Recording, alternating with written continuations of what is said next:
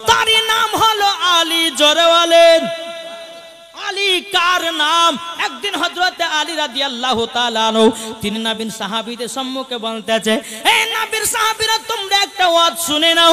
বলে কি ওয়াজ?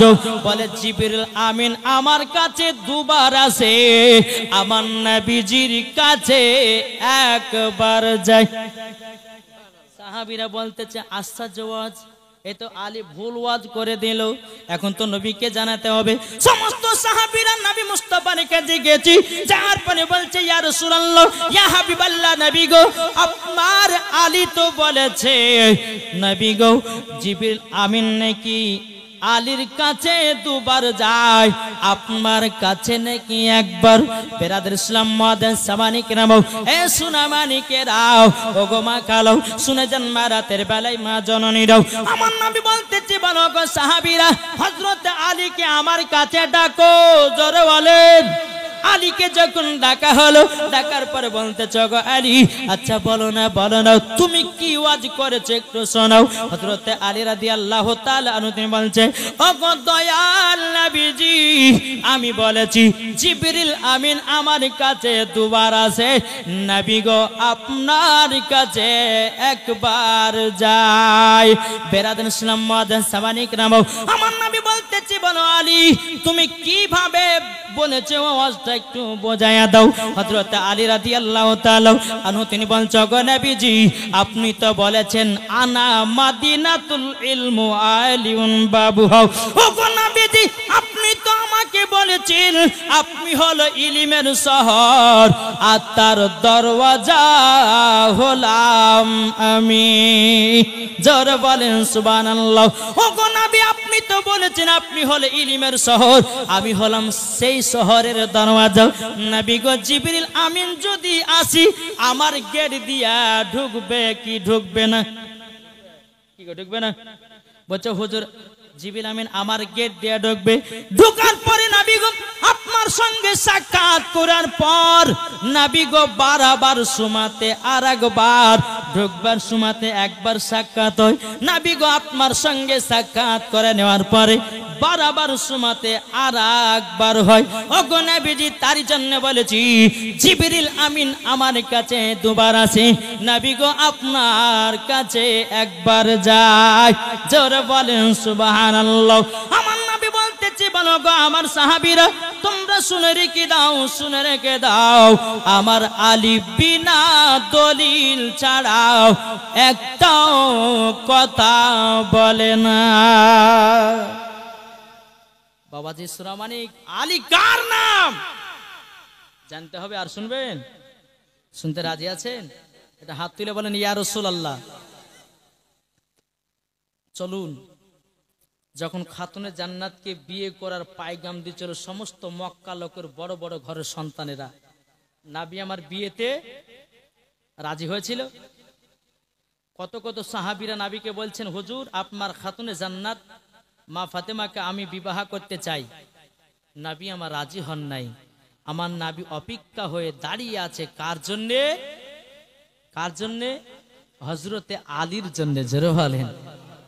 সমস্ত বাবা মক্কা শহরের বাবাজি বড় বড় ঘরের সন্তানেরা নবীকে বলেছে নবী গো আপনার কন্যাকে বিবাহ করতে চাই, নবী আমার রাজি হন নাই। কত সাহাবীরা বলেছে নবী রাজি হন নাই।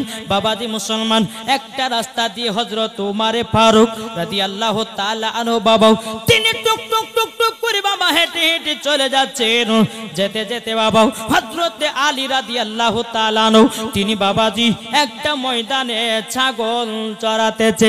হযরত আবু বকর সিদ্দিক উমরে ফারুক রাদিয়াল্লাহু তাআলা আনহু তিনি গিয়ে বলতেছে ওগো আলী আলী তুমি একটা কাজ করে নাও।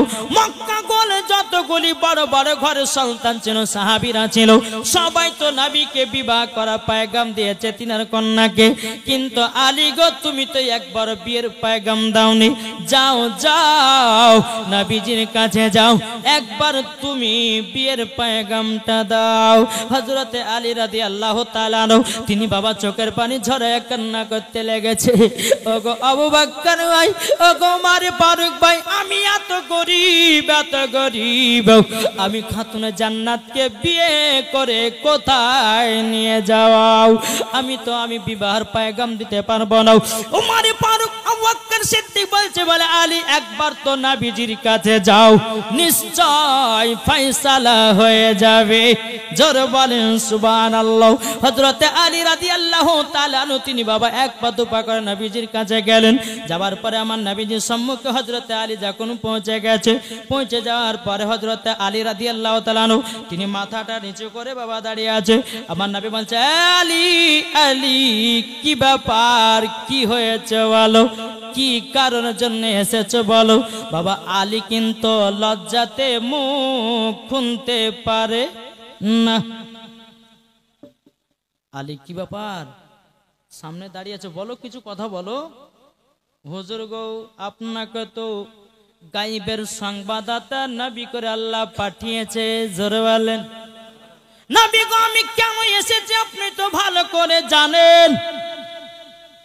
আর এখনকার ছেলেরা হলে পরে বলতে, এই আপনার বিটিকে বিয়ে করতে চাই, ডাইরেক্ট বলবে কি বলবে না? আর হযরত আলী লজ্জা তো মুখ খুলতে পারবে না বিয়ের কথা বলার জন্য। আমার নবী বলছে, আলী এই আলী আমি তো জানি তুমি আমার বিটি ফাতেমাকে বিয়ের পয়গাম নিয়ে এসেছো। আলী গো আলী আমি রাজি। জোর বলেন সুবহানাল্লাহ। হযরতে আলী চোখের পানি ফেলে বলছেন, নবী গো আমি তো মনে ভেবেছিলাম আপনার হাতে বাতে সাথে ভাতে সব সময় চলে গো নবী, যেখানেই রাত সেখানেই কাত। নবী গো আমি মনে মনে ভেবেছিলাম আমার সাথে আপনার বিটি কন্যাও খাতুনে জান্নাতের বিবাহ দিবেন না, আমি এটাই মনে করেছিলাম। আমার নবী বলছে, বলে আলী গো মক্কা শহরের যতগুলি বড় বড় ঘরের সন্তান ছিল সবাই আমার বিটি ফাতেমাকে বিয়ে করা পয়গাম দিয়েছে, আমি রাজি হই না আলী তোমার আশাতে। জোর বলেন সুবহানাল্লাহ। আল্লাহর গায়বে আওয়াজ আসলো, বলো নবী গো এটাই হলো আপনার আসল জামাই। বাবাজি মুসলমান সুরাবানি কেরো এদিকে বলতেছে, আলী তুমি এখন বাড়ি যাও। বাড়ি যখন বাবা যাও, বাড়ি আপনার যাওয়ার পরে এদিকে আমার নবী মুস্তাফা সাহেবের আওলাদ সাল্লাল্লাহু তাআলা আলাইহি সাল্লাম তিনি বাবা এক পা দুপা করে খাতুনে জান্নাতের কাছে গিয়ে বলতেছে, এই বেটি ফাতেমা একটু বেরিয়ে এসো মা। খাতুনে জান্নাত বলছে, আব্বা গো আব্বা জান পাঙ্কা নিয়ে আসতে হবে না, তেল গামছা না সাবানের দরকার। আমার নবী বলছে, বিটি ফাতেমা তবে শোনো গো শোনো, তেল গামছার দরকার নাই বিটি, আজকে তোমার বয়স 15 থেকে 16 বছর হয়ে গেল। ওগো বিটি মক্কার সমস্ত বড় ঘরের লোকেরা বিয়ের পয়গাম দিয়েছে। ওগো খাতুনে জান্নাত আজকে এমন একজন বিয়ের পয়গাম দিয়েছেন, তিনি হলেন আল্লাহর বাগ। জোরে বলেন সুবহানাল্লাহ। বাবাজি মুসলমান ভাইরাও এ সোনা মানিকেরাও, মা ফাতেমার সামনে হযরতে আলীর বাবা খুব প্রশংসা চলছে। খাতুনে জান্নাত বুঝে গেল নিশ্চয় আমার আব্বা জান ইনাকে পছন্দ করেছে। আব্বা গো আমি বিয়েতে রাজি। জোরে বলেন বিয়েতে রাজি। আহা, এদিকে আমার নবী মুস্তাফা সকালবেলা আলীকে বলছে, আলী গো আমার অনেক সাহাবীরা আমার বেটিকে বিয়ে করা পয়গাম দিয়েছে, তবে এক কাজ করো, আমি কাউরে মনে দুঃখ দিতে পারবো না, তবে একটা কাজ করে একটা প্রতিযোগিতা হবে। কি হবে প্রতিযোগিতা? মানে জানেন তো প্রতিযোগিতা হবে। আলী রাদিয়াল্লাহু তাআলা আনহু তিনি বলতেছে, হুজুর কি প্রতিযোগিতা? বলে কোরআনের প্রতিযোগিতা। জোরে বলেন কোরআনের প্রতিযোগিতা হবে। বলে নবী গো কি প্রতিযোগিতা? বলতেছে, বলে শোনো সমস্ত সাহাবীরা যারা আমার বিটিকে বিয়ে করা পয়গাম দিয়েছিল তাদের সবাইকে জানিয়ে দাও সকাল বেলাতে খতম যে আগে একটা তুলতে পারবে তার সাথে আমার বিটি ফাতেমার বিবাহ দিতে চাই। জোরে বলেন সমস্ত সাহাবীদেরকে বাবাজি যখন বলে দেওয়া হলো, সকাল হয়ে গেল। সকাল বেলাতে সমস্ত সাহাবীরা নবীজির কাছে বাবা হাজির, কিন্তু বাবাজি তারা কোরআন পড়তে লেগেছে, আলী কিন্তু আসে নাই। সাহাবীরা পড়তে লেগেছে কোরআন, আলী কিন্তু আসে নাই। 1 ঘন্টা হয়ে গেল, 2 ঘন্টা হয়ে গেল, বাবাজি আলীর কোনো পাত্তা নাই, আলী কোনো আসে নাই। কিছুক্ষণ পর হযরত আলী রাদিয়াল্লাহু তাআলা আনহু তিনি বাবা যখন ভিতরে প্রবেশ করেছি, আসার পরে পরে বাবা কোরআন পড়তে লেগেছেন। কোরআন পড়তে পড়তে পড়তে কিছুক্ষণ পরে আলী রাদিয়াল্লাহু তাআলা আনহু তিনি বলছেন, নবী গো আমার খতম উঠে গেছে। জোরে বলেন সুবহানাল্লাহ। সমস্ত সাহাবীরা আশ্চর্য হয়ে গেল, কি ব্যাপার, আলী 2 ঘন্টা পরে কোরআন শরীফ পড়া শুরু করেছে, আমরা 2 ঘন্টা আগে পড়া শুরু করেছি, আলীর কিভাবে আগে খতম উঠতে পারে? নবীর কাছে গেলেন, হুজুর গো কিভাবে আলী 2 ঘন্টা পরে লেগেছে পড়তে? ওগো নবীজি আলী কিভাবে খতম তুলতে পারে? বলে আলীকে ডেকে নিয়ে এসো। আমার নবী বলছে, আলী তোমাদের আগে তো আমার সাহাবীরা কোরআন পড়তে লেগেছিল, তুমি 2 ঘন্টা পরে এসেছো, তুমি আগে কোরআনের খতম তুলেছো কিভাবে বলো?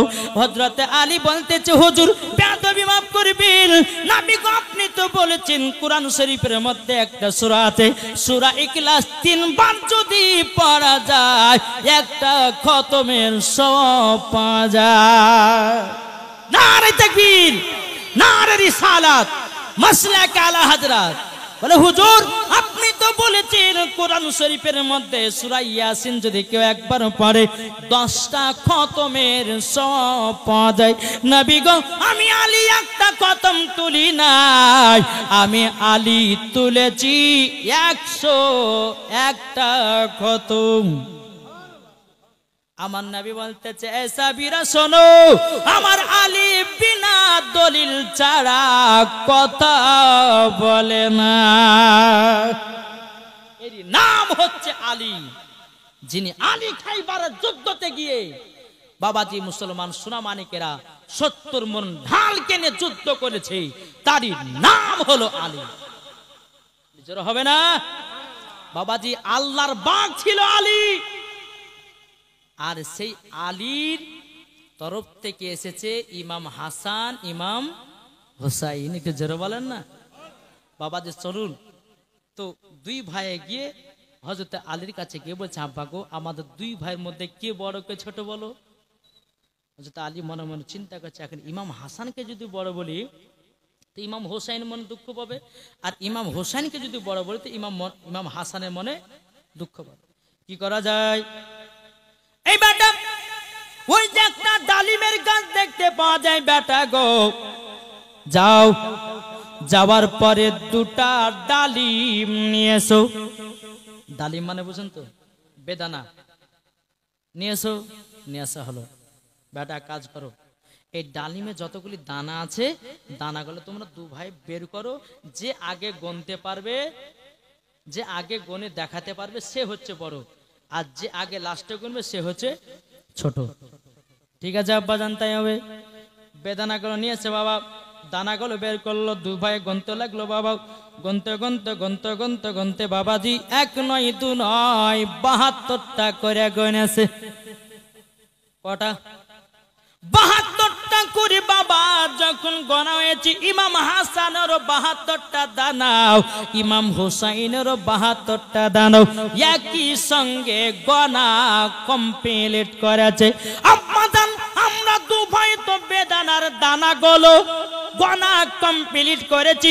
হযরত আলী রাদিয়াল্লাহু তাআলা আনহু তিনি বলতেছেন, ও বেটারাও তোমরা 2 ভাই সমান। জোরে বলেন সুবহানাল্লাহ। ইমাম হাসান ইমাম হোসেন বলছে, বলে আব্বা গো আপনার ফয়সালা যেন কেমন কেমন লাগতেছে, আমরা যাব আমার নানাজির কাছে। আমার নানা যেটাই ফয়সালা দিবে, আমার নানা যেটা ফয়সালা দেবে আমি সেটাই গ্রহণযোগ্য নেব। জোরে বলেন। ইমাম হাসান ইমাম হোসেন 1 পা 2 পা করে আমার নবীজির কাছে গেলেন। যাওয়ার পরে বলতে বলতেছি, বলো গো আব্বা জান, আব্বা জান আমরা নানাজির কাছে গেলাম। বলে ঠিক আছে যাও। ইমাম হাসান ইমাম হোসেন যখন নানার কাছে যে লাব্বাইকা ইয়া রাসূলুল্লাহ, লাব্বাইকা হাবিবাল্লাহ, ও নানা জান আপনার কাছে একটা ফয়সালা নেওয়ার জন্য আমরা এসেছি। আমার নবীজি ইমাম হাসান ইমাম হোসেনকে যখন ডেকে নিয়ে সিনাতে লাগিয়ে নিয়েছে, ও গো আমার নওয়াসে রাসূলেরা, বলো বলো তোমরা কি ফয়সালা নিতে চাও? ইমাম হাসান ইমাম হোসেন বলতেছে, বলো গো আমার নানা জান, ও গো নানা জানো, তবে শুনুন না, আমাদের দুই ভাইয়ের মধ্যে কে বড় কে ছোট বলুন না।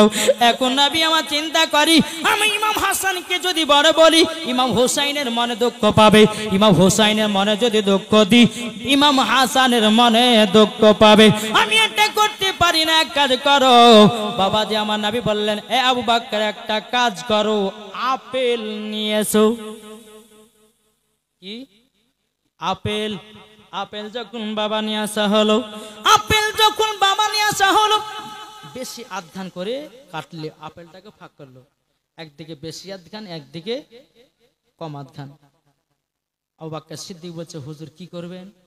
আবার দুই নওয়াসে রাসূলেরা আমার কাছে ফয়সালা নিতে এসেছে, কে বড় কে ছোট।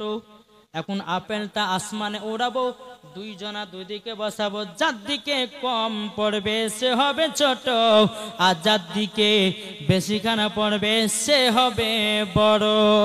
জোর বলেন সুবহানাল্লাহ। আমার নবী মুস্তাফা ওই রকম ভাবে আপেলটাকে নিয়ে যখন বাবা আসমানের দিকে ছেড়ে দিল, আমার আল্লাহ পাক আল্লাহ তাআলা বলছে, এ জিবরিল আপেলটাকে ধরো আর সমান সমান কেটে কেটে ফেলে দাও। জোরে বলেন। যখন বাবা হযরতে জিবরিল আমিন তিনি বাবা যখন এই কথা বলার পরে বাবাজি সোনা মানিকেরাও জিবরিল আমিন আপেলটাকে ধরার পরে বাবাজি সমান সমান আপেলটাকে কেটে কেটে ইমাম হাসানের দিকে একটা ভাগ পড়েছে, ইমাম হোসেনের দিকে একটা ভাগ পড়েছে। দুজনাতে গিয়ে বলছে, নানা গো আমাদের দুই ভাইয়ের আপেল ভাগে ভাগে পড়ে গেছে, নানা কে বড় কে ছোট দেখে বলে দাও। আমার নবী বলতেছে, এ নওয়াসে রাসূলেরা দেখো দেখো তোমরা দুই ভাই সমান। জোরে বলেন সুবহানাল্লাহ। যখন বাবা এই কথা বলার পরে আমার নবী মুস্তাফা বলতেছি, ও গো ইমাম হাসান ইমাম হোসেন, শুধু তাই নয়, তোমার মার ফয়সালা, তোমার আব্বার ফয়সালা, আমার ফয়সালা, খোদার ফয়সালা এক, তোমরা দুজনাই সমান। নারে তাকবীর, নারে রিসালাত, মাসলাক আলা হযরত। আচ্ছা ইমামে হোসেনকে কারা কারা মোহাব্বত করেন? হাত তুলে বলেন, ইয়া হোসেন, ইয়া হোসেন। হাত নামাবেন না, হাত নামাবেন না, তুলুন তুলুন তুলেন। সুবহানাল্লাহ। আচ্ছা ইমাম হোসেনের মোহাব্বতে একটা ভাই ৫,০০০ টাকা হবে না? নবীর ঘরে মাদ্রাসায় একটা ভাই ৫,০০০ টাকা হবে না? কি গো, ইমাম হোসেনের মোহাব্বতে একটা ভাই ৫,০০০ হবে? নবীর ঘর মাদ্রাসায় কোন ভাই নাই? যাব বাবা, কোন ভাই হবে না ৫,০০০ টাকা ইমাম হোসেনের মোহাব্বতে? জি ও মা খালা, এদিকে মায়েরা লক্ষ্মী ভান্ডার পায় না? পায়। সুবহানাল্লাহ। এই যে আপনাদের এত বড় জমি থাকবো মাদ্রাসার, নসিব ভালো, আপনাদের কপাল ভালো যে আপনাদের এলাকায় এত বড় মাদ্রাসা তৈরি হবে, ঠিক কিনা? জি। যে ইমামে হোসেন কারবালাতে শহীদ হয়ে মাদ্রাসা মসজিদকে জিন্দা করে গেছেন, জোরে বলেন। আর আমরা কি পয়সা দিয়ে জিন্দা করতে পারি না? মরে গেলে সব শেষ, জমি জায়গা টাকা পয়সা ফেলে দিয়ে আপনাকে অন্ধকার কবরে যেতে হবে। আজ রশিদা বিবি দিয়েছে ৫০০ টাকা, নারে তাকবীর, নারে রিসালাত। আল্লাহ রশিদা বিবি দিয়েছে ৫০০ টাকা। আল্লাহ রশিদা বিবিকে মা ফাতেমার মতো নারী বানিয়ে নিন, জোরে বলেন আল্লাহুম্মা আমিন। আল্লাহ রশিদা বিবি দিয়েছে ৫০০ টাকা।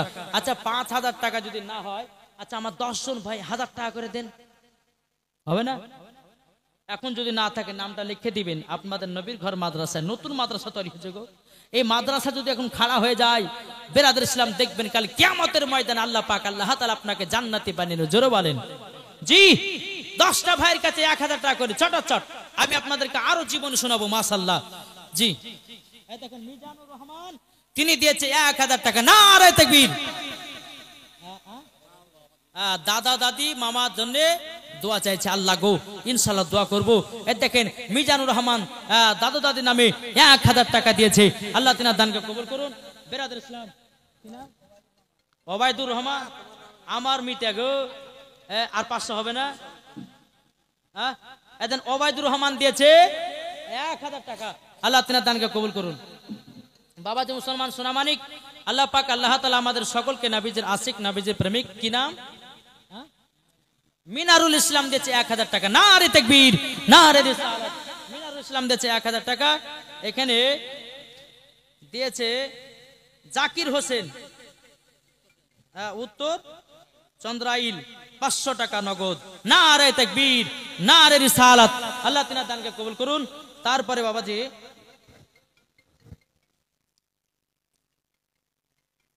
সাইফুর রহমান হরিশ্চন্দ্রপুর থেকে 500 টাকা নগদ দিয়েছে। নারে তাকবীর, নারে রিসালাত।